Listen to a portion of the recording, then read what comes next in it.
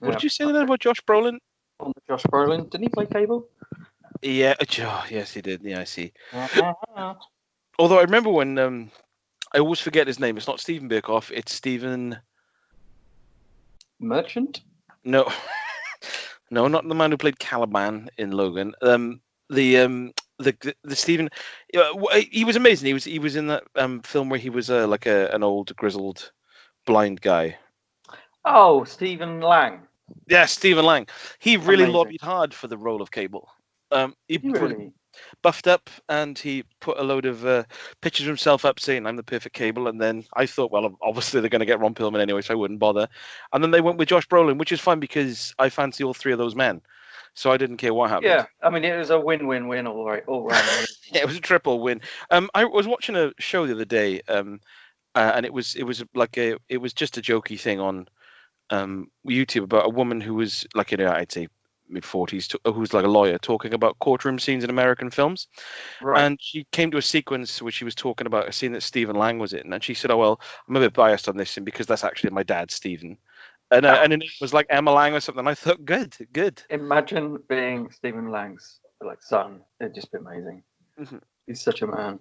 He's such an underrated actor, and he's so different in everything I've seen him in. I probably haven't even seen him in that many films, but he's so different in the films I've seen him in. You think about him in Manhunter, where he plays that Weasley journalist guy with the awful shirts, and he's amazing in that. And then you think about him in Avatar, where he's just like a really, really commanding like war general. And then you go back to something like Gettysburg, where he was so good in that they literally brought him back to play a different character in the sequel. I only know him from like a few, like you say, is it Don't Breathe? That film was called. It was, yeah. Like I remember him from that and a few other things, but yeah, I couldn't. He pops up in things, and every time I see him, I think, oh, good. But and he's terrifying in Don't Breathe as well. Yeah, really good. Because you genuinely believe like he's an old, tough man. Yeah, because, well, he is. He's an old, tough man. So, yeah, I've had a bit of an eclectic mix this week of films. So I am going to be talking about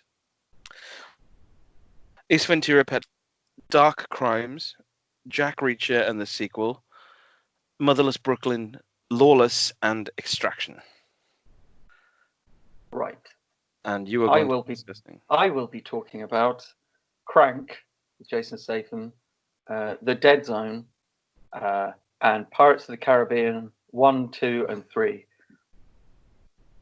Haven't they made more than 3? They've made 5. And I've not seen the 4th one, but I did weirdly see the 5th one, and the phrase surplus to requirements springs to mind. I'm assuming the 5th film strikes me as something you would have either seen with your burner wife or one you would have watched with Sexy Dave. Oh, I watched it. Yeah, I watched it with my burner wife. But well, her feelings about Pirates of the Caribbean. I mean, we obviously will come to talk about those films, but her feelings about them are that it was a perfect trilogy for her, and it's exactly how I feel about Indiana Jones. Mm-hmm. A perfect trilogy as it was, right off into the sunset, done. Yeah. Don't need to make any more, so didn't watch the 4th one. And it for her, it's exactly the same. Like they didn't need to make a 4th one, didn't need to make a 5th one. Yeah, so that was that. I mean, I'm not sure the 4th and 5th ones were directed by Gore Verbinski either. So, which, as we'll find out, will make a difference. Let me just check that. Let's see. Check that. No, directed by Rob Marshall, the 4th one. And this one. Oh, the 5th one was directed by Joachim Ronning and Espen Sandberg. They did a previous film. They're Norwegian. I think they did The Wave, is it called? I could. These Norwegian / Scandinavian films bleed as one wave in my mind. No, it wasn't The Wave I'm thinking of. It was Kon-Tiki. There was a film called The Wave, which was an impressive Scandinavian film about this enormous wave swamping this town. So that was pretty good, but it was not. They didn't do that. So Yeah, so that's it. And it's a different film to The Wave, the Netflix film as well, which wasn't very good. That's not the one with Will Ferrell in it, is it? No, it was the one with... Here you type in on you. I know. I'm just trying to think of what it was called. No, I'm thinking of The Wave with Justin Long. Sorry. We always are. I know. So how do you want to? Sorry, how do you want to kick this off then? Do you want to go first, or shall I go first? Probably best you go first because you have more films to discuss. That's true, actually. Yeah. Okay then. I'll start off with Ace Ventura, which is a film I've seen most recently, and it was a weird one because Faye has never seen it, and Really? yeah, obviously I said, "Oh, you haven't seen it? Oh, you haven't lived? Oh, I can't believe it." No, what I said was, "Oh, I assume it's still funny. We should give it a crack." And she said, "I'm actually in the mood." It's very rare that Faye and I watch comedies. Yeah. So I said, "Oh yeah, we'll chuck it on," and I got it on Amazon Prime, and it is still funny. Jim Carrey is just a ball of kinetic energy in it, and I was just shocked. He is very watchable. Yes. Ace Ventura, The Mask, and Dumb and Dumber, all 1994. That's a good year, then. Yeah. So I am going to watch The Mask as well because I remember liking that. So I'm going to... Again, these are films I haven't seen in 20 plus years. So when... sorry, I'm going to clear my throat. I don't know why every time we start these, I just start getting a chesty cough for some reason. Probably because I'm chain smoking cigars as we do it. Ace Ventura: Pet Detective, put it on, and obviously I fancy Courtney Cox, and I was pleased to see that she was in it, and I thought, oh my god, this is before people melted down a load of Lego and shoved them into your face, so you actually look like a person, which is always a bonus. And there was obviously, oh my god, what's his name? Oh, like Rent a Vampire, Udo Kier. Udo Kier rocks up in it. Brilliant, absolutely fine. Sean Young, not a very good actress. Is it Udo Kier? No, who plays his landlord? Because I remember finding that scene really funny. Oh, yeah, it's someone it's someone I recognize, but I could never name. It's like he's like an old kind of European type guy. I think he was. Yeah, what was his name? Anyway, he's got like a real brusque New York accent. Yeah. And I remember the scene where he confronts him on the doorstep and he coughs all over him. Yeah. Jim Carrey's face when he does that is just so funny. It's just those little moments. It's not the big one-liners and stuff. It's just the little looks on Jim Carrey's face. It's brilliant. It's the constant jibbing. The whole sequence that got me is where he's you realize just how kind of clever he is, because I think with like sort of zany screwball films, it's very easy for just like the random factor of it to be what draws the laughs, and if you don't find that funny, which I don't, and the kind of improvisation and stuff, it just looks like they're having more fun than I am as I watch it. And with like Jim Carrey, you can tell that they obviously like did a take and then said, okay, just do what you want now. And there are so many sequences where he's just like in the background, and it's kind of like, it reminds me of Inglourious Bastards, where the scenes where they're supposed to be disguised as Italians, and Brad Pitt's just like jutting his chin out and constantly like turkey necking and a slight blur in the background, and that's like funnier than any actual comedy. And yeah, with this, it's like with Jim Carrey in this one, I don't know if he tries to go to Ray Finkel's like the asylum he was sort of committed to, and Courtney Cox is just talking to the director of it, saying, oh yeah, my brother needs to come here, and he's just wearing a tutu in the background and just shouting stuff, just shouting and running back and forth just in the background, and that's absolutely fine. So the film is funny, and I did get a couple of really good belly laughs, but there was a problem towards the end of the film when it's over 20 years, so no it's not, is it? 94, 2004. Yeah, it is. No, well over. Yeah. So yeah. Are you going to start talking about homophobia now? Yeah. So yeah, because of course I hadn't seen the film in so long, I remember that Sean Young is actually Ray Finkel. Spoiler alert. And I kind of forgot how it was dealt with, because at the time I probably would have not paid much attention to it, because I would have been like 14 or whatever. But yeah, when it's really jarring. It is.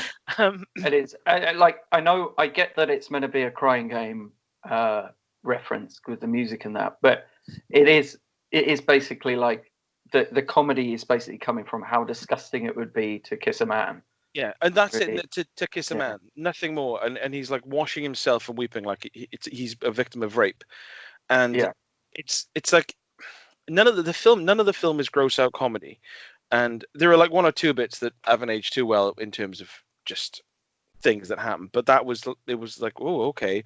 And it goes on, and then as a topper to that, at the end of it, when he like reveals her to be a man, where he turns around and you can just see her genitalia like tucked down, sort of thing. Yes. Yeah. And everyone just starts vomiting, Yeah. and gagging, and you think, and that's like the big reveal, the big laugh, and it's like, meh, it doesn't really work now. That is dated. Yeah, Isn't it? Yeah, that wasn't the best. That wasn't the best moment. she cannot act. She cannot act, Sean Young. She's really bad in it. Like, she can't even sort of, if you look at her when she's not talking directly to someone, she just kind of looks really uncomfortable, like she doesn't know what to do. Yeah, I've heard that she's an extremely awkward actor to work with as well. So and the fact that she's not that talented doesn't really help. Because sometimes you can get awkward actors who are just so talented and have got such star power that you're going to have them in the film anyway, sort of thing. But it reminds me of Linda Fiorentino when she worked on Dogma, which is a film I haven't seen for like about 20 years, but I did like it at the time. I was a teenager, so I liked Kevin Smith. And I remember Linda Fiorentino, who I fancied, yes. And apparently she's just really, really awkward, and you think it's really weird for her to be, because she was just, I don't know, it's like if Rebecca Gayheart was like that. It's just an actor, if you know what I mean? Yeah. From the 90s. So sorry, we're gonna say something. That's a cigar. Yeah, I'm on it. Yeah, you were gonna say something about difficult actors. Sorry, before I. Yeah, I just think.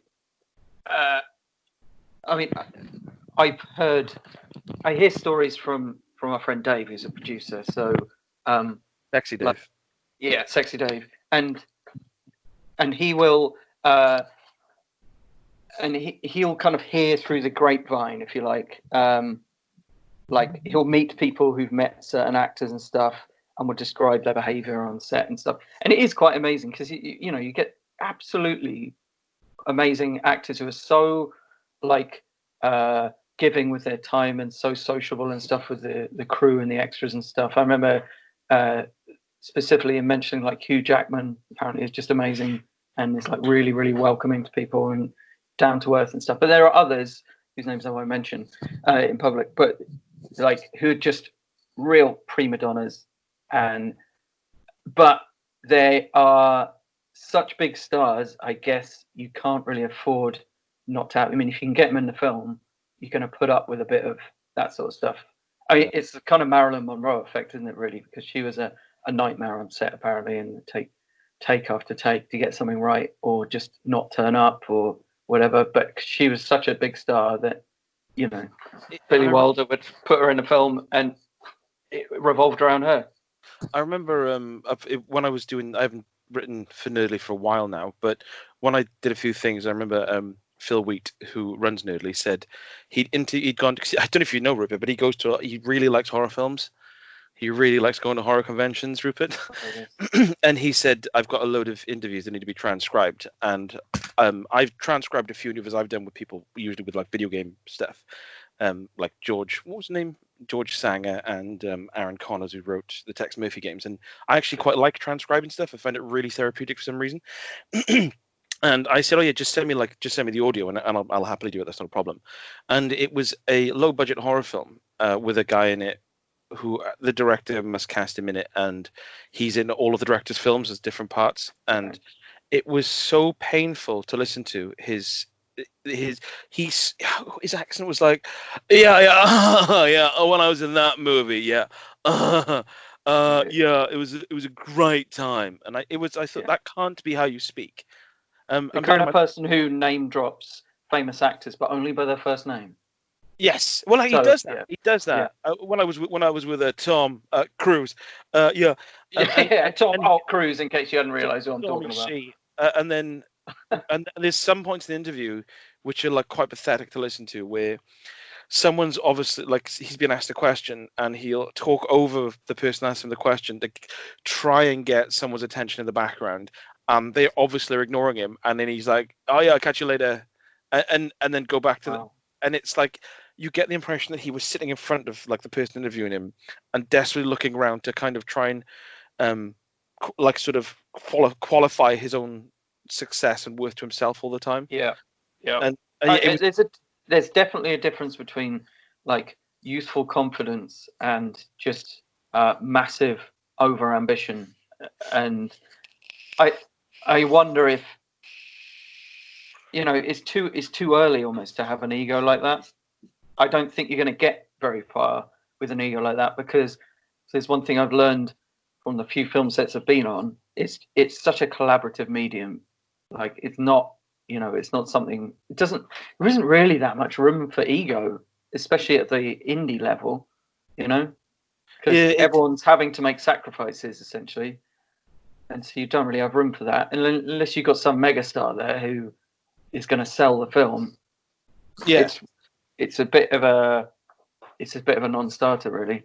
it's a shame because it put me off it. I found it so cringeworthy to sit through that I just couldn't bring myself to do any more. And like, I've never really been on a film set, but I've heard your experiences from it, and like you say, just from other people, and it really doesn't seem a good idea to have that approach and that obviously kind of amplified forced personality to try and make some sort of mark when, like you say, really you just want to be doing your job very well, with like minimum fuss, so people think, because it's so easy to dismiss people in an industry of that scale. Yeah, and because there's so many people clamoring to get into it, especially on the acting side, and that it's so easy just to get rid of someone on a film of that scale. But also then, like the word of mouth will be so poor, because so much of it in independent film is about kind of who you know and what names you know and and word of mouth.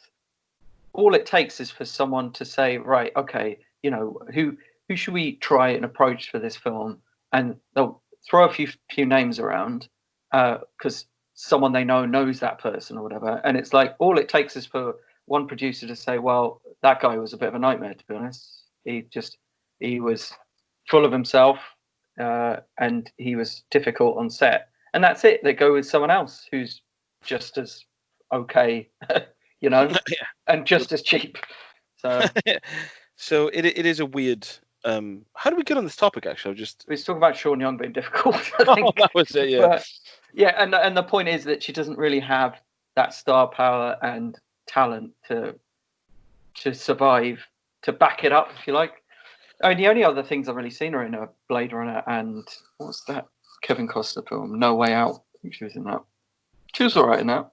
Yes, that was 85. That was he made me buy a bottle of Stolichnaya vodka and that, 'cause he's constantly just walking around saying, "Oh, Stolly," and it's like, "Oh, I want one now. I want one, Kev."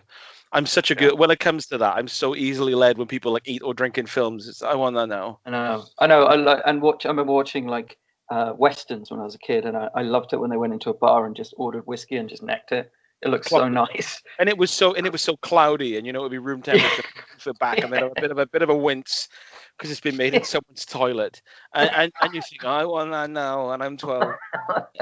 I want a drink problem. For Christmas, can I have a raging drink problem, please? So, Ace Ventura then. So it's still quite funny. I mean, it's probably the weakest out of those three, really, isn't it? The Mask. I mean, Dumb and Dumber is just still amazing. And only one vaguely homophobic scene in that. So, and what's that? Oh, no, I just said winner. Yeah, the less homophobia, the better, in Jim Carrey's canon. You should hope so. But yeah, and then the Mask, of course, which has that same slightly scary cartoon quality as Who Framed Roger Rabbit, I always think. Yeah. And Cameron Diaz is in it, and let's not mince words, but she's pretty. Yes, I remember. I think that was her first film. It's certainly the first film I saw in, and she makes such a ridiculous entrance that, yeah, she never quite topped that. Yeah, you could tell that she wasn't afraid to sort of poke fun at herself. I mean, I haven't seen many Cameron Diaz films since. Not forgetting Peter Green, not the original guitarist from Fleetwood Mac, but Peter Green, who looks a bit like Peter Weller, who I used to mix up with Tony Goldwyn as well, believe it or not, was in. There's lots of people that mix up with Tony Goldwyn, to be fair. And I used to find him really scary, much like Christopher Lloyd in Roger Rabbit. I did find Peter Green really weirdly threatening as a child, because I would have been, like... He is menacing in that film, though, because he plays it like... It's like he's playing it as if he's an actual gangster in a gangster movie sort of thing. And that's quite terrifying. Because obviously you've got like Jim Carrey mugging, and then he is just really, really menacing and serious. Saying like really deeply dark things. Yeah. So Ace Ventura, would I watch it again?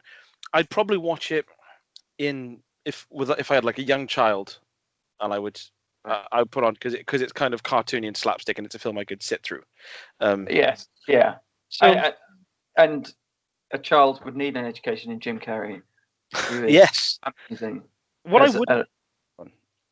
as a comic actor, he's amazing. And I watched The Grinch for the first time over Christmas, and it's so good because of him. Like the detail in his performance is just amazing. It's incredible. Like the kind of stuff he does. It's one of those movies where it's like point the camera at Jim type thing, but that's okay because that's absolutely fine. Because was that make? I was going to say, was it makeable CG? Makeup, yeah, because this was 2000-ish. I think they've done a CG version of it with Benedict Cumberbatch, but I don't know. I do think The Grinch is a really good film. It's I think it's directed by Ron Howard, but if you didn't know that, you'd be convinced it was Tim Burton because it's got that really larger than life, dark, kind of nightmarish quality to it. And it's not just sweeping sentimentality. No, but I mean there is sentimentality in it because it's a Christmas story. But it comes very late, and it's actually genuinely quite sweet when it kind of happens. So, yeah, recommended. We'll do a Christmas show at the end of the year. I'm very much up for that. That's absolutely fine. I do like discovering new Christmas films because they're so thin on the ground. So moving on, I'll do another one because it kind of pairs with this. In fact, I've got two films that pair with each other in this. So Dark Crimes, because I finished watching 1994's Ace Ventura: Pet Detective, and I thought, well, I still need some Jim, but it was late. It was like 11:30, and I thought, well, obviously I'm gonna have to watch something really miserable. And then I saw that he was in a film last year called Dark Crimes, and I popped it on, and it's him, obviously in his 50s, with a big graying beard and a shaved head, putting on I don't even know what kind of accent it is. I can't remember where it was supposed to be set. Some Eastern, Poland. So he's putting on a Polish accent, which unlike doesn't entirely go swimmingly. I always imagine when actors like this say, oh, you're playing Poland, and they sort of think, nah, Russian, same thing. So he's doing this act, which isn't a problem because it's not a particularly verbose performance. And the problem with the film is that Jim Carrey is good in it, but the film around it isn't good. It's not interesting at all. It just seems to hit every beat that you would assume it would. It's like a miserable, something set in the Eastern Bloc, and it's a kind of a murder mystery, but it's a bit of a Scandi noir type thing. Yeah, it felt more like a TV series when I was watching it than a film. And you've got Charlotte Gainsbourg in it, and there is some really good performances in it, but it just feels like, do you know when a film finishes, and I remember you saying to me that when you make a film, you should take the most interesting part of this character's or this event. It feels like they kind of could have just cut a lot out. Because it's a lot of it was a lot of sort of moroseness and staring and awkward silences. But I was just thinking, should this scene have ended? Should you left the camera on for a sec? So it didn't add any tension. It just seemed to jump from place to place, from awful rusty car to awful rusty car, and people smoking in bare kitchens. And it's I wouldn't mind something happening. It sounds like your kind of movie, to be honest. Well, this is the thing, but I think it almost felt like Jim Carrey was wasted because he's he can be really intense and he can be really full on, but it was like they said, we want you to just be really, really, really restrained. And I can imagine he did it for that purpose. And if the writing and the film around it was better, it would have sucked me in, but it just kind of, it would just felt really, really generic. Like if Jim Carrey wasn't in it, it would have just been a really absolutely forgettable, just Eastern thriller. Yeah. Because we were talking last time about 70s movies where people are just smoking on their own in rooms. But, like, because your example was Warren Beatty, I think, smoking on his bed, like just completely unsure about what to do. Yeah. But of course, the reason that works, the reason you can have that shot of him smoking and apparently doing nothing, is because you know that there's a context to it. So it's a dramatic scene because him having no idea what to do is dramatic in itself because there's tension there. But there's got to be like the content. There's got to be the narrative content to do that. And too many like pseudo art house thrillers do this thing of just having really, really long, languid scenes and then holding the camera for a while. And it's like, well, just because it's slow doesn't mean it's meaningful, Yeah. And that's always a sign of a bad film. And like it's like it's no better than, you could complain about films being too fast these days, too many cuts, etc. But you can go the other way as well, which is not enough cuts, not enough content, Oh yeah, I think this ties in with Motherless Brooklyn a little bit later on because what I find is with these sort of thrillers, and although the sort of 70s thrillers like 3 Days of the Condor and the Parallax and stuff like that is obviously different to this film. This is just like it's not so much like an espionage. What my point I'm getting at is what I liked about those films, like I said, when he's smoking on the bed, you get the sense that he has embroiled himself in something that is so much bigger than him that it's like I have no idea. I know I should do something, but I have no idea where to turn. Whereas in this, it was more Jim Carrey like pursing his lips in this kind of silent rage, but then you think, I don't know, everyone in this film seems to be going about their business in the worst possible way. So it's almost like this is forced drama. Because he's made out to be this sort of like this slightly failed cop who was a bit of a maverick, and that's gone. But then you think, well, I'm not seeing any of that. I'm just seeing him just doing things badly. So if someone else was on this case, it would just be solved much more quickly.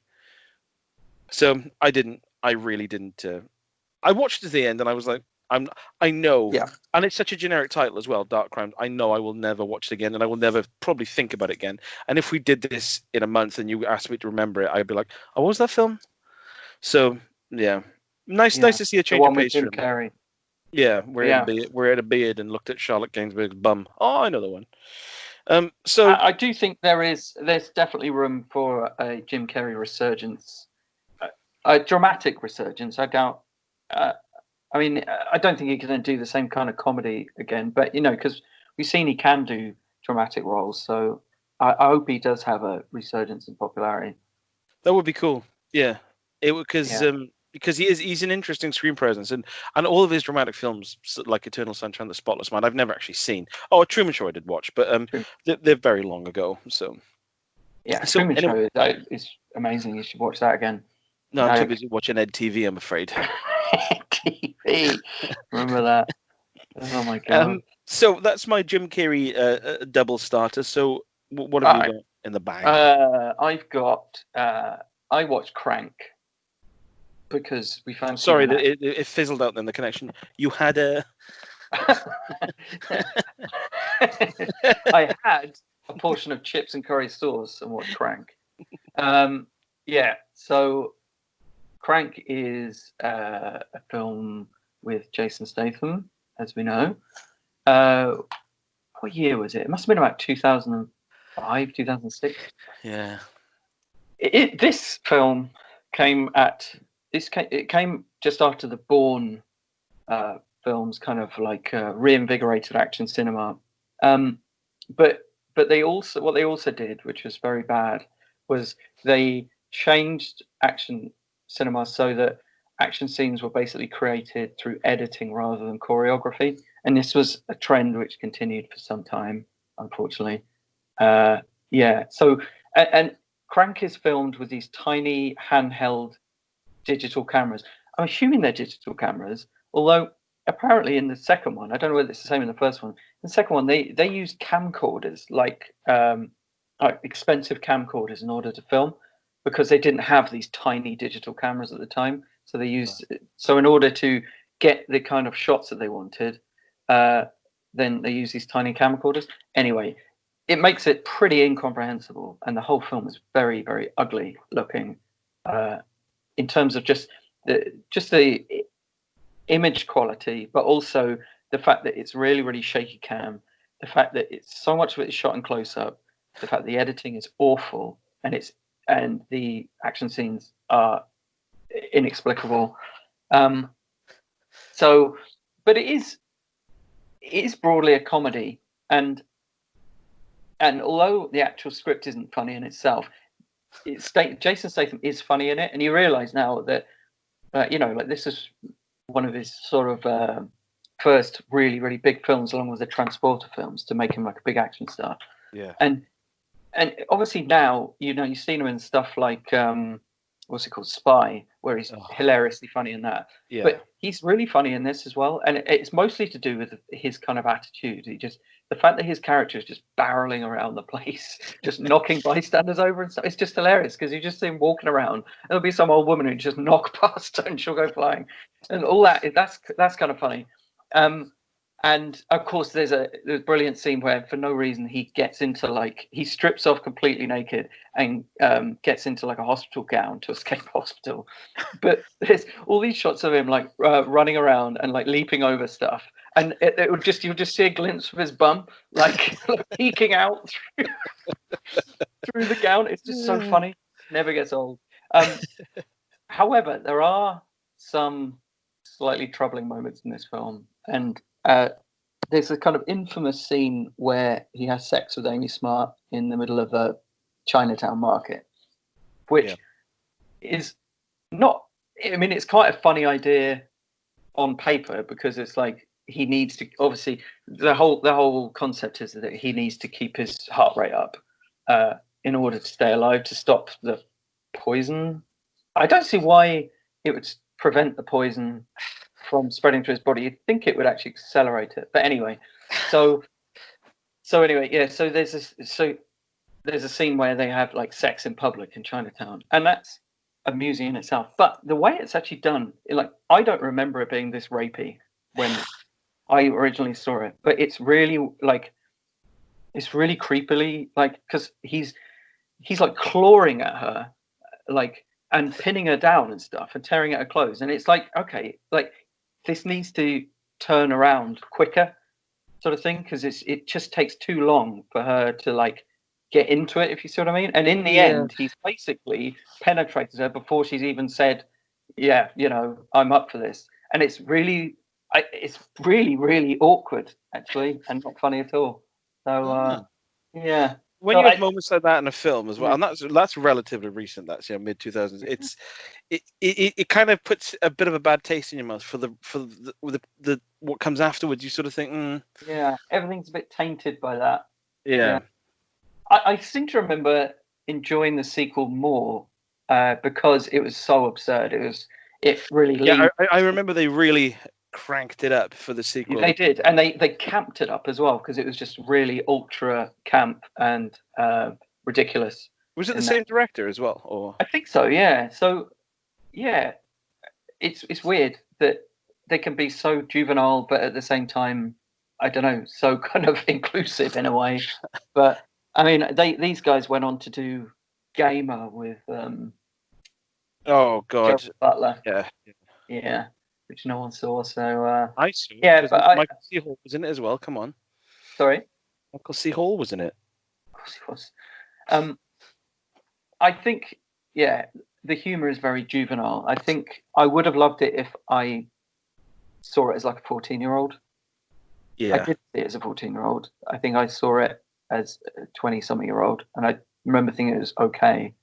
And now I think it's less than okay, really. So next time, in 10 years' time, we'll come back and we'll just decide it's bloody awful. I can't really imagine. The one thing that you can say about it is that you can't really see any other action star doing what Jason Statham does in this film. And I think it's because he kind of almost filled a gap. Like kind of the 80s action stars. Sly and Arnie and all that kind of. They were kind of a bit past it by then, and there wasn't really anyone else around to really take on that mantle. And the Rock, but but he's always going to be a little bit squeaky clean. There is no way The Rock would do an action film in which he sniffs like cocaine off a toilet floor and then runs around with an erection. There's just no way he'd do it. And Jason Statham does both these things. So. Yeah, he doesn't care, and he's got a nice bum as well, so that's fine. Yes. So that's Crank. Are you going to watch the sequel? I don't think I'll bother checking it out, to be honest. I think, my wife loves Jason Statham, but I think we're probably more likely to go for something like Transporter or something like that. Yeah. Something a bit more grounded, should we say? And it's just such an incomprehensible film. The way it was shot, the way it was edited, just looked awful. That was a real problem after the Bourne films, because even now you see this sort of tail end, the echoes of it, and a fight scene will happen, and you'll think, I don't know what's happening. It's not impressive. I'd say, I suppose the last really high-profile film, which, I remember it happening was. Oh no, that would have been later than that, because I was going to say Batman Begins, but that was 2005, I think. Anyway, so that was actually before Crank, and that had awful action scenes in it as well, with like really quick cutting. And then you jump forward to The Dark Knight, and for all my issues with The Dark Knight, the one thing it did do really well was good action scenes, which were very, very clear what was happening to whom. It was such a difference between those two movies, and I think maybe it said something about the way that action scenes were progressing, generally speaking. Because that was 2008, so it's only a few years after as well. Yeah, it's definitely noticeable. So that's Crank. Well, I'll do my next two in one. It's because it's Jack Reacher and Jack Reacher Never Go Back, and because after you spoke about Jack Reacher, you reminded me of all the problems I had with it and how much I didn't enjoy it. And the only course of action was for that evening for me to pay to watch the sequel at midnight. And I put it on, and within minutes I just thought, oh God. Had you seen it before? Again, because we've got a rule, haven't we, that Tom Cruise is never in a bad film. We did. That rule used to hold tight. It held until The Mummy came out, yeah. But then with at the start of this, it's just instantly irritating. So it starts off, and it's him, and the camera pans up outside a diner, and he's sitting having a coffee, and there's about 8 blokes who've been beaten up in a car park, like groaning, covered in blood, and then someone says, the sheriff was like, "Oh, who did this? Was it a gang?" And they're like, "No, one guy, he's still in there." So instantly, my awareness is up for like, "Oh, right, okay, so I have to think he's cool, okay." And then they go in there, and he says, and they arrest him, and then he does his little thing of, "Oh yeah, what's going to happen is in the next 90 seconds, that phone's going to ring, you're going to be wearing these handcuffs, and you're going to have a broken nose, and I'm going to have a hat on, and my passport photo is going to look like Susan Sarandon, and my watch is going to be on the other arm, and my shoelaces are going to be tied together, but I'm going to be on my hands behind my back." And you're like, right, okay, get it over with. I'm bored before he starts doing these little monologues, and then all those things happen, and he walks off with a little smirk in his face. So all it does is basically retread the first film, everyone's like falling over themselves to help him, but this one is based in a military kind of mostly in like a military complex and dealing with military sort of practices. So what you get, he's military police, isn't he? That's his background. So what you get is like people just treating with this like wide-eyed awe when they see him, and him just walking around getting stuff done. And Kobe Smulders is in it, who I actually thought for a second was Terry Farrell. I thought, is that Terry Farrell's sister or something? But no, they're both just complete screamers.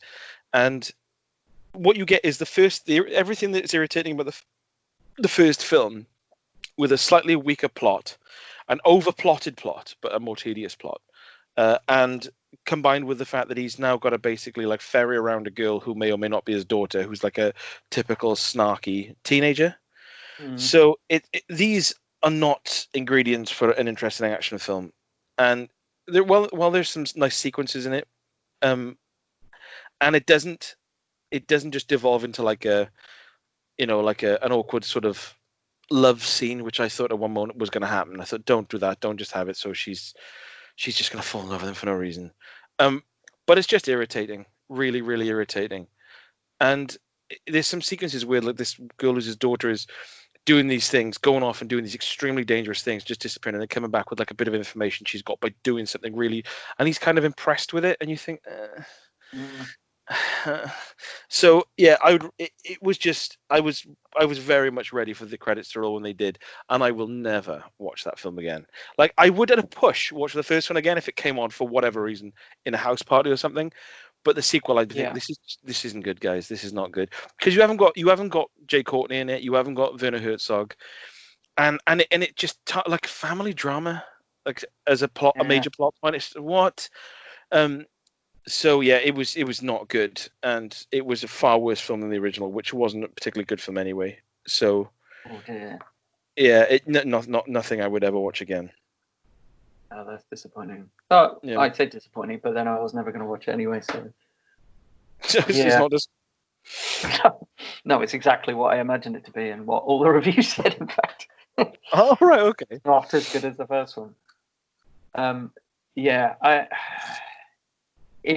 I guess the problem is that we fundamentally dislike his character, and that's a real problem, because as you described that first scene, clearly the intention of that is to seduce you as a viewer into thinking, yeah, I want to be like this person, or I want to be this person, I want to have sex with this person, and I don't want to do any of those things with Jack Reacher. So. Because he's so fundamentally unlikable. It's interesting what you say about that, because I had a chat with my brother yesterday, but I mentioned that I watched the film, and he said he's never seen them. But apparently my mother has read the books. Right. And she said, my mother is like an action nut. She will watch action films and just say, yeah, brilliant. Tango and Cash, brilliant. American Ninja 4, brilliant. And so she's correct. And so she is accurate in everything she says. Apart from like American Ninja 3, where they get rid of Michael Dudikoff and replace him with, I think his name was like Andrew Bradley or something. But don't worry, they team up for the fourth one. So finally. And Michael Dudikoff and Andrew Bradley, my solicitors. So yeah, he said, oh yeah, my mum said that the first film, like the character, like. Is not the same as how he's described in the book, because in the book he's kind of hard, and I was like, hard and tall and granite featured, and I said, yeah, there's no physical resemblance at all. But then the second film is based on the book called Never Go Back, but they changed the plot of the book. So what you've got is a character who based on a character where there's no real similarities physically at all, effectively. And then you've got a sequel where it's the same thing, but based on a book where it has no kind of real relation to as well, but with the same title. So it's like, what? Why not just do something else? Why not? So you're displeasing nobody with that. Yeah, but I've got no problem at all with like books, as things transfer between mediums, having different approaches and stuff, because they're different mediums, but you're fundamentally changing things. It's like, why isn't this just a Tom Cruise film? Like, if it's not, you're not making it for the fans of the book. Why not just call it something else? So. Yeah, it is a problem in casting, really, because it's not even just the physical presence of Tom Cruise, because he's notably short. It's not even that. It's the fact that he carries so much like baggage with him. He has an inherent niceness and positivity, which really, really doesn't go well with those sorts of roles, dark roles. I mean, okay, it kind of worked. I don't know why it is, but it worked with Collateral, And of course, in that, he's essentially a kind of Jack Reacher type character, really, really super confident. But the difference there, I suppose, is the fact that he's a bad guy. The fact that you're meant to have mixed feelings about him because, on one hand, he is seductive in his confidence, but then you know he's going to be taken down in the end. And that's the difference between them. And in the end, you're meant to dislike him, actively dislike him. And whereas in Jack Reacher, you're meant to come away thinking, wow, wish I could be like that guy. But you come away from Collateral, where he basically plays this very similar role, thinking, yeah, I'm with Jamie Foxx on this one. I mean, I liked him. I didn't like the overconfident greaseball killer. Yeah. So, not films that either of us will ever feel the need to revisit. I don't think so. I think, to be honest, the franchise is done, really, isn't it? I don't think it did very well. No, not at all. Not at all. I've got 3 films left. So I have 2 or 4, depending on how you look at it. So I'll talk about The Dead Zone.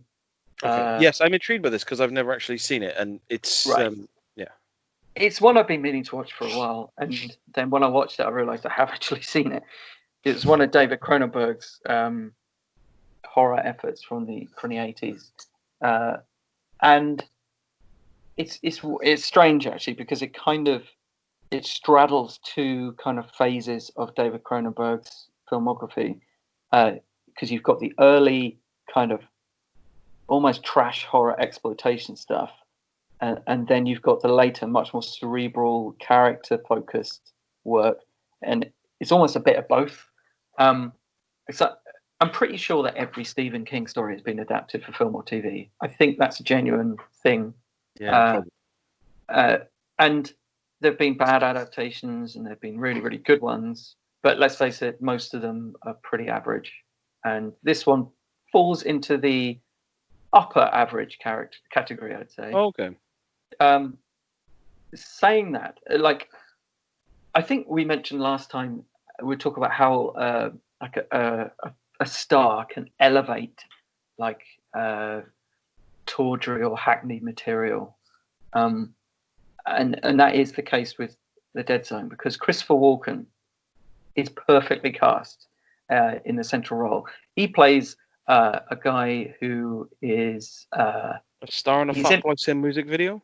No, it wasn't quite that. No, it's a slightly different role for him. He's a man who I think he's a teacher, and he's in a car crash and in a coma for years.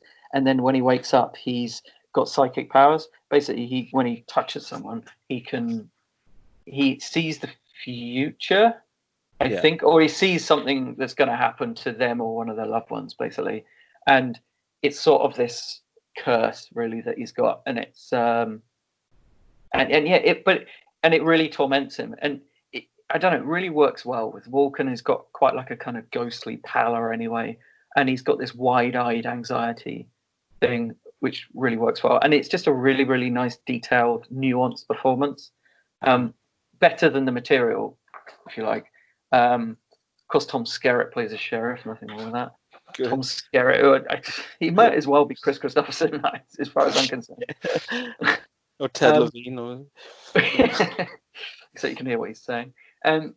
So, yeah, Cronenberg, he's an interesting filmmaker because he's very like classical in the way that he shoots his films. It's like very formal. It's quite handsome, well lit, very formal. It's almost like anti-style. You see the same thing in what's it called? History of Violence as well, something like that, where it's like you don't notice any stylistic touches really. It's just he's just very good with actors, and he just shoots very handsomely. Like there's no fuss in the way that he shoots his movies, which is quite nice, really. And yeah, the film overall is basically, so he's got this gift or curse, depending which way you look at it, and really it's really about, it's an interrogation of the question, if you could go back and kill Hitler before he rose to power, would you do it, sort of thing? Mm-hmm. And if you knew like what he was going to do, and which is obviously quite an interesting question, and I just like the fact that Cronenberg spends it's a very clear kind of theme with the film, and I thought to myself when I was watching, is this slow? Is this like a bit empty, this film? But no, actually it's just like it's just nicely paced, and it's just definitely about this one thing. There is one question though. I mean, because at one point he does go to like his doctor, Christopher Walken's doctor in this is quite aware of this gift sort of thing that he's got, and Christopher Walken specifically asked the question about Hitler. He says, if you could go back, because the doctor is like a Holocaust survivor, he goes, if you could go back and kill Hitler before any of that happened, then would you? And you'd think that the doctor, given what he knows about Christopher Walken's character, might suspect that Walken was planning something at that point. It's a little bit of a giveaway, the fact that he looks so shifty. But yeah, there's some really good actors in it. It's like basically it's quite like average horror movie material, but elevated by the likes of Walken and Skerritt, and Martin Sheen is in it as well. As a really sleazy politician, so it's pretty cool. So it's worth a watch. Definitely, it's definitely upper average, I'd say. I will watch that because it's always popped up, and weirdly, I was always put off by Christopher Walken's casting because I knew the synopsis of the story, and I thought I've only ever seen him playing like really quirky characters, and I thought he's like a real everyman. So yeah, and it's amazing really when you think about some of the other characters he's played and like his vocal tics and stuff. But then you watch this and he's so understated in it. It's just unbelievable. It's like you're watching a different kind of actor at times. I might watch this tonight. I think you should. It's probably only about 90 minutes. It's on Prime. Boom, done. 90 minutes. It's not 3 hours then, like real film. Like the Tommyknockers. Jimmy Smiths. I won't be watching that tonight. Cool. Okay. Yes. That's recommended, definitely. Okay, that's good. This is good. This is the first decent film we've come across so far. Just slagging off everything else. So I've got 3 left. I watched Motherless Brooklyn. And I want to watch it because I saw a few interviews with Ed Norton about it, and he directed it, and it's based on a book, and the whole thought of like a gangster with Tourette's and the whole Chinatown vibe. I thought I can get on board with this because I do like Edward Norton. I find him really watchable. So I watched it, and again, I really liked it. I was surprised actually after I watched it, and I thought, I really really like that. And then I looked at the sort of the middling response that I got saying like he's good, but the film isn't effectively.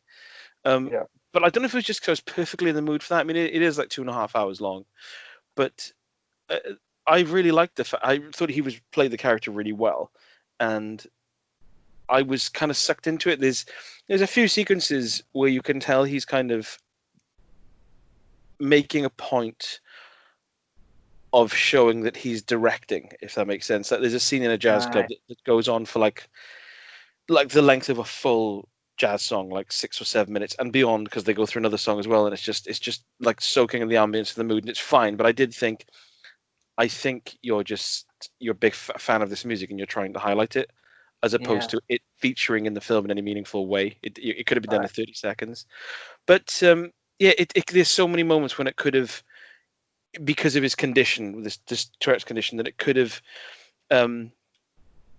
descended into sentimentality, but it doesn't. And there are moments when it could have been used for, like, it's used for comedic effect in a surprisingly kind of subtle way, where most people are kind of on his side, and they can.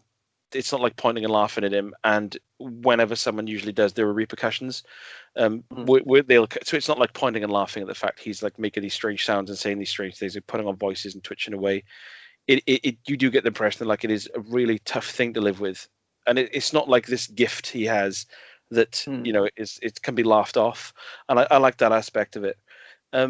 It is quite long, and I really, obviously it's not 20 years old yet, so I can't say anything about the ending. But I was a big fan of the ending, and it ties in with what we were saying about the stuff like the parallax view, where um it, someone is just involved in something that's just too big a scope to really for one person to have any impact on it, you know. And and I like that. I like the aspect of that, and I like how it was dealt with. So it's not, again, I don't watch many films that aren't shitty action films more than once or twice, but this is a film I'd watch again, and it's one that I really did like, especially considering how mishandled it could have been. Yes. With a lot of aspects of it, like a lot of the race politics and the disabilities that people have. And of course, I didn't know halfway through. Boom, up rocks Alec Baldwin and Willem Dafoe. Thank you. So I was, To me, you see, that's a spoiler as far as I'm concerned. 'Cause that's the biggest. I'd love to just see Willem Dafoe rock up. Yeah. I did. I really like it, and I would suggest you watch it. I mean, it's not good. It's not good. While it strives for the sort of levels of stuff like Chinatown, and it will never reach them. As a standalone film, I really liked it. Yeah, I will watch that at some point. It sounds like there's a lot of potential landmines when it comes to good taste and that, but it seems to negotiate them quite well.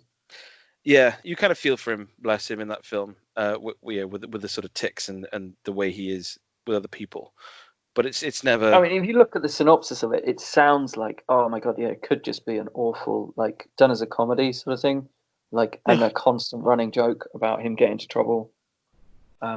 It does get him into trouble. It does get him into trouble, but it's handled quite well, I thought, anyway. Right. Okay. Yeah, I'll watch that then. I'll check that out tonight. 2.5 hours. Yeah. Well, I'll tell you what. Shall I quickly, because obviously you've got a trilogy. So if I quickly go through these next two pretty quickly, because there's one of them is not really much, because I want you to speak more about this than myself. So, Lawless. Okay. I watched it and I was enjoying it, but I fell asleep. So, and I fell asleep at like a weird. I put it on and it was like 1 a.m. and it's quite long, and I was really enjoying it. And then I was like dozing and waking up, and I thought, right, come on now, Britt. And then the film ended, and I thought I didn't really take the last hour of that in too deeply. So if you wouldn't mind taking the reins on this one, because I don't feel like I know enough to really get into a discussion about it, or lead the discussion rather. To be honest, I can't remember that much about it. I mean, it's actually quite a standard. It's quite a standard kind of like what's it called? Prohibition era. It's like a gangster film, but like a rural gangster film, isn't it? So they're all out in the backwoods, basically. And I just remember it having like a really good script from Nick Cave, and of course, really good music by Nick Cave and Warren Ellis. Yeah, and just really great performances. And obviously, Tom Hardy's really good in it.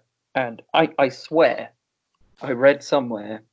I don't know whether it was Nick Cave himself or who it was, but basically Nick Cave wrote all these long monologues, long poetic monologues for Tom Hardy's character. But then when Tom Hardy showed up on set, he just grunted and mumbled stuff, but somehow managed to get his character across successfully. Absolutely, yeah, because he's kind of like this. He's the sort of the patriarchal thing over the three brothers, played by Jason Clarke, Shia LaBeouf, and himself.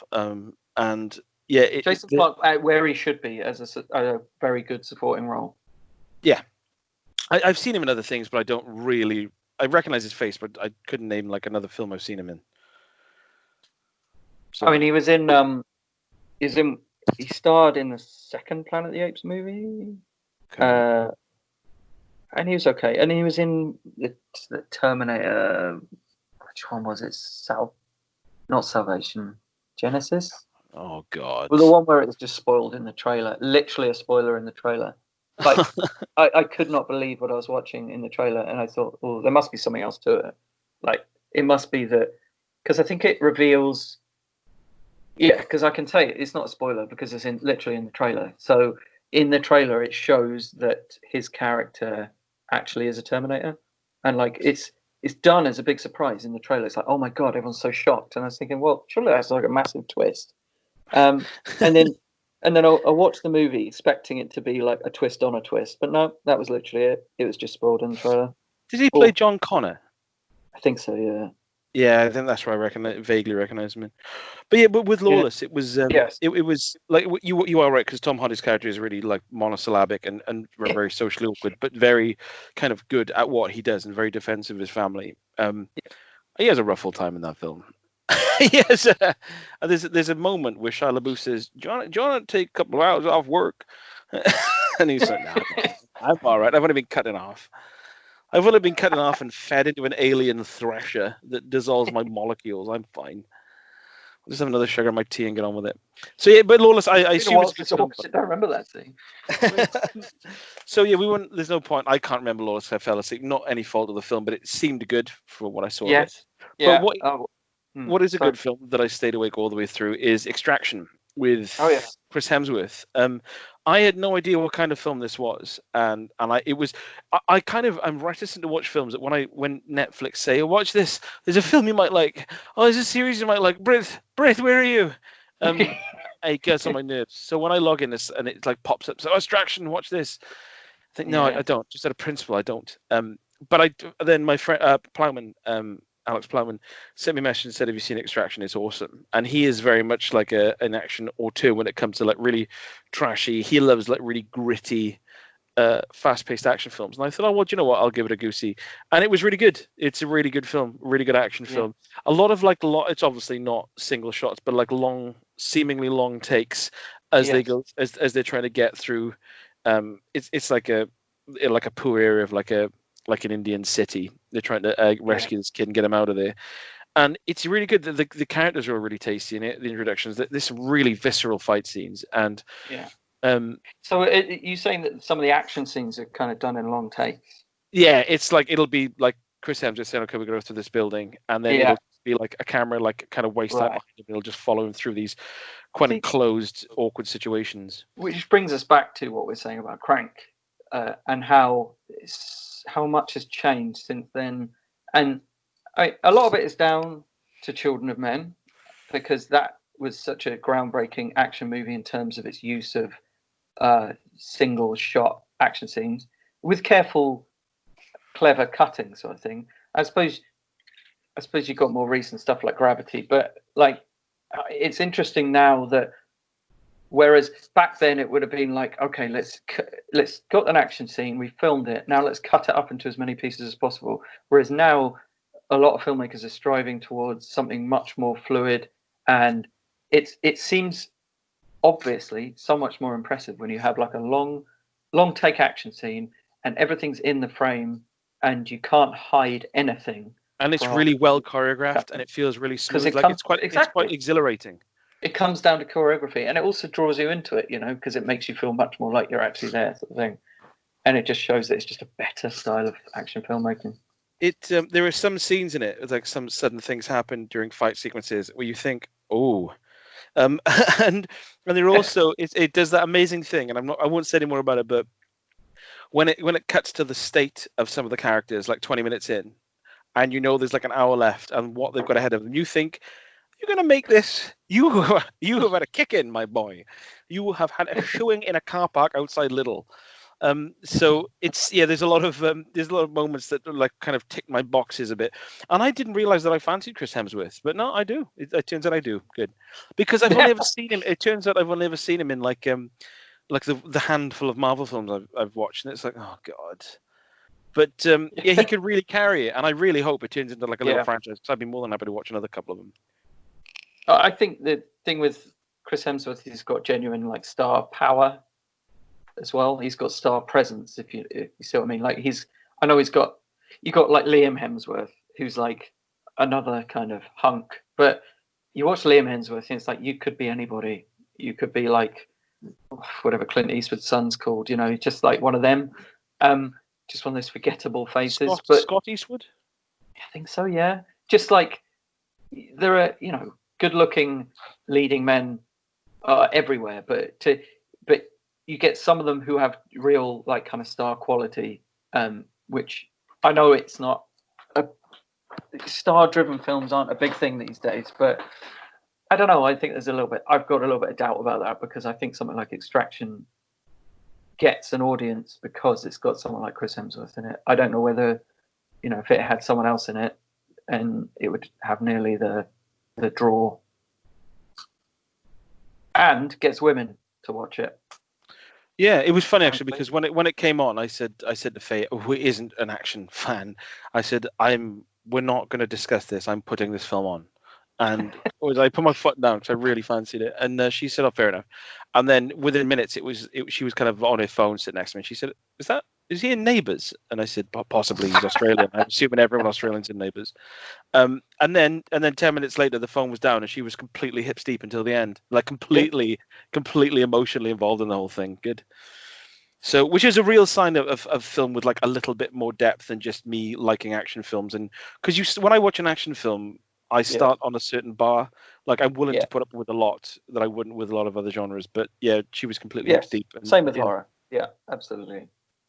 Oh yeah, I suppose I forgot that I watched The Ward with John Carpenter's The Ward. There's a reason you watch. I bet you watched it really recently and forgot about it quickly as well. Yeah, well, I didn't even write it down on my notes or anything, because it's so forgettable. The only thing that tells you that film is a John Carpenter film, well, apart from the fact that it's emblazoned all over the advertising and that, is the fact that it's but actually watching it, the fact that it's in widescreen. Other than that, you just wouldn't know. You really wouldn't know. It was really listless. I remember it being like, I watched it and I didn't pick up that it was John Carpenter. I don't know if I looked away from the screen when it came up or whatever, but I watched it and I just turned to Faye and remember just saying, "Oh, that was really bad. That was really boring." And and then afterwards I found out and I thought, "Oh, the fall from grace that man has had." It just seemed like a bit of hack work, really. It didn't even have, when it came to the horror elements, it didn't even have his. When I think of John Carpenter and horror, I think of tension and I think of cool gore and makeup, and it didn't have either of those things. It just had tedious jump scares all the way through. What was it, 2010? Yes, it was, and that was his last movie. So I'm happy if he just leave it, because I don't want him to make another bad movie. Just focus on the music. The music is awesome. Just do that. Absolutely fine. Right. So finally, the Pirates of the Caribbean trilogy. So speaking of horror, because Gore Verbinski is a horror director at heart, and I'll come to that in a bit. He's got the right name for it. Okay, go on. Yes. I quite like the original trilogy, although the reason we watched it all is because it was my wife's obsession when she was a teenager, because she was just the right age when it came out, and so she was obsessed with everything to do with pirates and stuff. And I swear, right, at the time, I remember everyone saying that the first one is the best, but I found the first one just a bit boring and repetitive, I've got to say. It just seemed quite dull to me. Not even Mackenzie Crook could elevate it in your eyes. No, well, he's in all of them anyway, so... Yeah, they have no problem just bringing back characters who are totally evil in previous movies and then making... It's the Fast and Furious effect, Totally evil, monsters in the last movie, and then just they're just part of the crew now. It's fine. Yes. So I think there's a lot to like about them, and it's mostly to do with the technical aspects, if you like. I think in terms of the plot, I have no idea what is going on in any of those movies. I cannot follow the plot in those films. It's probably bad storytelling or just really overcomplicated script. I'm not sure. But I just put it down to, I accepted after a while that I don't need to follow the plot, because really it's just each bit of plotting is just an excuse for the next set piece or whatever, and the next cool set or whatever. I like the fact that there are clearly references to Secret of Monkey Island. Not least really? Not least in the concept of the undead pirate crew, but you also get pirates in pretty dresses. You get a voodoo lady in the swamp. I know there are kind of tropes, but it felt like there were a lot of direct references to Monkey Island.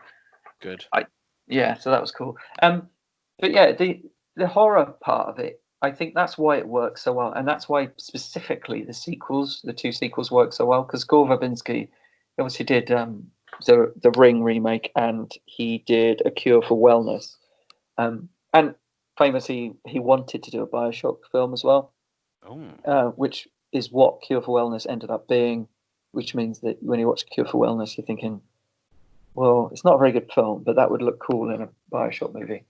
So yeah, but you can see it everywhere in all of his like weird monster designs and like really harsh things happen, like this island of cannibals. You got like ravens pecking the eyes out of bodies and stuff. It's really gross and brilliant. And I love the kind of OTT production design and the grotesque monster designs. And that's why I like the sequels more, is because they're less about tedious plotting and much more about the fantastical side of it. And the kind of, it's weird. It's almost, sometimes it almost becomes surreal in a kind of like... That sentence you just said very much reminds me of Hellboy 2, The Golden Army. Yeah, well, I mean, that was going to be the other thing I was going to mention, actually, because you've got these... It's not just Gore Verbinski. You look at other filmmakers who started out in horror, and yes, Guillermo del Toro starts out in horror, makes something like Hellboy, where it really lets his like over the top horror impulses take over. And then you've got Peter Jackson as well. Obviously, started out with real splatter horror, and then you watch The Lord of the Rings and The Hobbit, and you can see all that stuff in his monster designs and in the way that it's shot. Certain sequences shot like horror movies, usually the best bits. So, and also, like, I haven't mentioned Johnny Depp yet, but it seems like after the first film, like, he's really settled into the role as Jack Sparrow, and his comic timing seems much better in the second one. I just love his kind of... I love his startled reaction every time anyone starts talking. It's almost like he's terrified as to what's going to happen next. It's just really funny all the time. What else is there? I made a note when I was watching these movies that in the second and third movies, the sound mixing is terrible. It's weird that I should mention that because I don't normally notice that stuff, but I'm not joking. Like, the score and the atmospheric sound is so overbearing that you can barely hear the dialogue. Maybe I'm just getting old or something, but seriously, it's like really weirdly noticeable. Yeah, so it seems to only affect the second two. It might be because it's Hans Zimmer doing the music, which means everything's really overbearing anyway. But but they're good, and I think that the sequels are better. There's a really, really genuinely surreal limbo sequence in the third movie where it's just 10 minutes of Johnny Depp having weird conversations with clones of himself, and then like playing with a crab, which then a big horde of crabs picks up his ship and sails him through the desert. It's bizarre. It's like something out of Fear and Loathing. I will. The third one I might watch, because I've got a feeling I watched the first one and then the second one. But in situations where I was probably just over someone's house and it was on, or I walked in and it was like halfway through. But is it one of those things as well where the trilogy wraps itself up? Because like you said, they've made 5 now. Did you feel a burning desire to watch the fourth? Oh, yeah, it completely wraps itself up after the third one. Yeah, totally. There's whole... It's not 20 years old yet, so I can't really say too much. But like main characters, kind of their stories come to an end and then they don't come back in the later ones. So, I mean, they just thought, right, well, let's just capitalize on Johnny Depp's popularity as it was then. And I think it's definitely worth watching the third one because it's just got this... It's got crazy casting in it. I mean, Chow Yun-fat rocks up at the start, of course. Of course he does. Keith Richards rocks up as well. Good. And it just seems like it's the sign of a filmmaker with an infinite budget and no real restraints, even on their kind of imagination, which is good. And it's like Hellboy in that respect, because Hellboy 2 is better than the first one because it's just so much more out there and like so much more crazy ideas being thrown at the screen. Yeah. Almost like you've proven yourself with the kind of quite relatively sensible first one. Now here's even more money and you can do what you want. No, I'm with you on that. So I might actually watch the third one. Is it on Prime or do you own it? I'm assuming that. I just watched it on Disney Plus. So Oh, of course, yeah, right, okay. Naturally, it's 2 hours and 50 minutes long. Why wouldn't it be? 3 hours. Yeah, 3 hours of total nonsense is brilliant. I could watch half of Satan Tango in that time. Yeah. I don't think Satan Tango has a scene where, in order to get to where they want to go, the crew has to run from one side of the boat to the other, capsize it so that they actually go underwater and then enter a completely different world. It's just astonishing. Like, how they come up with this shit, I don't know. It's just So it's like a Terry Gilliam film. It's like Baron Munchausen or something. Insane. So as to sort of wrap up this episode, then, what would you say was your film of the week? Well, I think it's not Crank because that's just not very good, and I think Pirates of the Caribbean is pretty well trodden. And but I would say watch the sequels if you haven't seen them, but stop at 3. But I'd say that probably the film of the week would be The Dead Zone, because that's probably slipping from memory now for a lot of people, and it's a pretty solid Stephen King adaptation. What was it? Like 87 or something like that? I think it's earlier than that. It's about 83, 84 maybe. Oh Christ! Okay. Yeah. I will watch that. That is my one takeaway from this. Not my one takeaway, but the main one. I think for me, as much as I enjoyed Motherless Brooklyn, I think that that I'm not a fan of gangster films, so I probably didn't take as much from it or find as many problems with it as someone who has got much more affinity with that genre would see. But Right. For me, it was Extraction, because it was that glorious mix of like me not really knowing anything about Chris Hemsworth. I still don't really know who the director is, and I just chucked it on, and I was just enthralled, and I thought that was good. I enjoyed that. Yeah. So yeah, for me, it's Extraction, which I heartily recommend to any action fans out there who like a fast-paced, right, this is what we're doing, and this is us doing it kind of thing. I suppose if you liked Extraction, I mean, Chris Hemsworth was in Black Hat as well. Michael Mann's last good movie. I think I watched that and I can't remember it for some reason. It's fairly forgettable, but it's pretty good, and it's got some good action scenes in it. Nice, clear action scenes where you can see what's going on, and that's where I could see that Chris Hemsworth could carry a film without needing to have an ensemble cast around him and that. Yeah, pretty tasty. Well, yeah, that's still be on it. So Dead Zone and Black Hat for me for this week, and Extraction for you. Yes. Sounds cool. Good. Right then, so that was a nice, tasty, and we've done this in 1 hour and 18 minutes as well. So it's these podcasts are effectively almost the length of Commando, not the director's cut. That's an extra 3 minutes. So we've managed to tie it up quite nicely. Beautiful. Have you got anything on that you're going to watch in the next couple of weeks? I've got a couple more of the lesser John Carpenters to watch.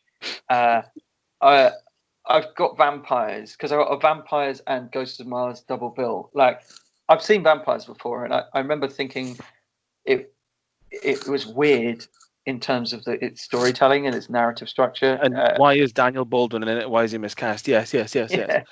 The problem with that as well is that's the one with James Woods, isn't it? Yes.